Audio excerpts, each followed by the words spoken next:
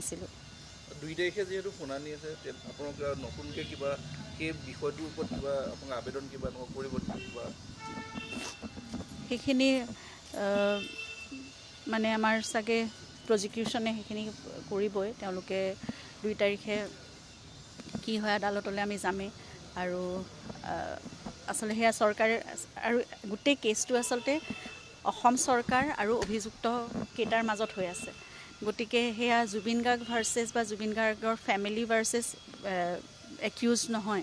গতিকে এইখিনি অসম চৰকাৰৰ মই ভাবোঁ সম্পূৰ্ণ দায়িত্ব আৰু যি হয় গোটেই প্ৰজিকিউশ্যনটো মানে বেছড হৈ আছে অসম চৰকাৰৰ ওপৰত। গতিকে গভৰ্ণমেণ্ট যিহেতু পাৱাৰত আছে তেওঁলোকৰ ওপৰত, সেইকাৰণে মই ভাবোঁ সেইটো সম্পূৰ্ণ চৰকাৰৰ দায়িত্ব তেওঁলোকে জুবিন গাৰ্গক সঠিক ন্যায় দিয়াটো।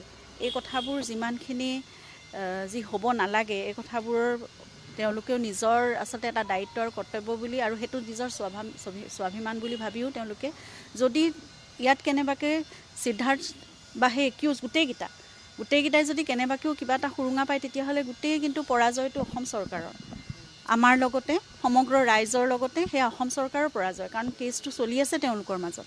গতিকে সেই কথাটোত মই ভাবোঁ তেওঁলোকে সকলো কথা সঠিকভাৱে সিদ্ধান্ত ল'ব আৰু তেওঁলোকে গুৰুত্ব সহকাৰে গ্ৰহণ কৰি আগবাঢ়িব। 2 তাৰিখেও তেনেদৰে এটা ভাল এতিয়ালৈকে চাৰ্জ ফ্ৰেমিং হোৱা নাই। গতিকে মই ভাবোঁ মাৰ্চ মাহত সেই চাৰ্জ ফ্ৰেমিঙো হৈ পেলাই অকণমান দ্ৰুতগতিত এতিয়া কেছটো আগবাঢ়িব।